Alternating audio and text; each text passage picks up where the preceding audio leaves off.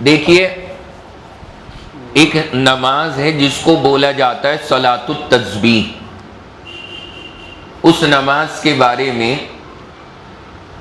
ترمذی شریف جو حدیث کی ایک بڑی معتبر کتاب ہے، حدیث کی جو کتابیں ان میں سب سے زیادہ معتبر آپ کو میں نے بار بار یاد کرایا بخاری شریف ہے، اس کے بعد مسلم شریف ہے، اور پھر اس کے بعد حدیث کی 4 کتابیں آتی ہیں. اس میں ترمذی، نسائی، ابو داود اور ابن ماجہ، یہ حدیث کی 4 کتابیں اور ہیں، اور 2 وہ ہیں، یہ کل ملا کے 6 ہیں.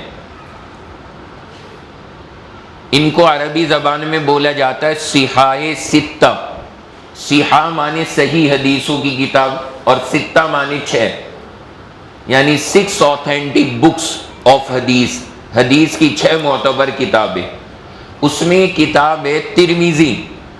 آپ نے فضائل اعمال وغیرہ میں حضرت شیخ کے یہاں حوالے دیکھے ہوں گے کہ حدیث نقل کی اور پھر ترمذی کا حوالہ.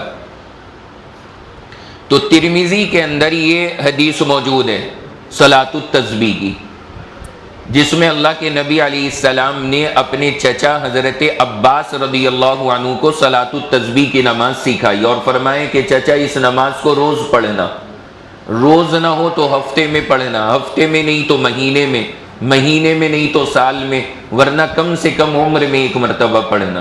اس میں آپ نے وہ طریقہ سکھایا. یہاں پر مجھے عرض یہ کرنا ہے، یہ بھائی یہ پوچھ رہے ہیں کہ اس کے بارے میں فضیلت آئی ہے کتاب میں کہ اللہ تعالیٰ تمہارے صغیرہ اور کبیرہ گناہوں کو بھی معاف کر دے گا. تو صلاۃ التسبیح کے بارے میں صغیرہ اور کبیرہ گناہوں کی معافی کا ذکر اس حدیث میں موجود ہے. صغیرہ کا لفظ بھی آیا ہے اور کبیرہ کا لفظ بھی آیا ہے اس حدیث پاک کے اندر، اور واقعی میں لکھا ہوا ہے کہ صغیرہ بھی معاف ہوں گے، کبیرہ بھی.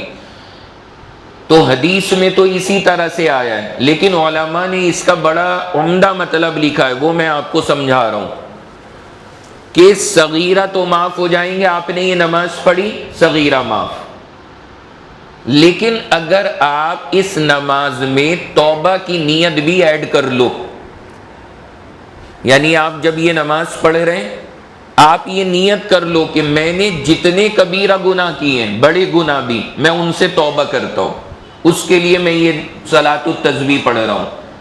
تو اگر آپ اس نیت کو شامل کر کے پھر صلاۃ التسبیح پڑھیں گے تو اللہ نے چاہا پھر آپ کے لیے وہ کبیرہ گناہوں کی معافی کا ذریعہ بھی بن جائے گی.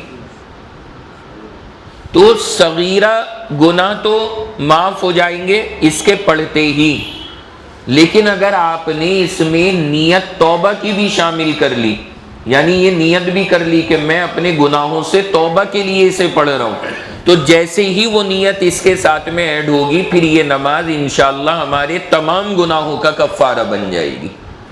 تو یہ مطلب اس حدیث پاک کا علماء نے لکھا ہے.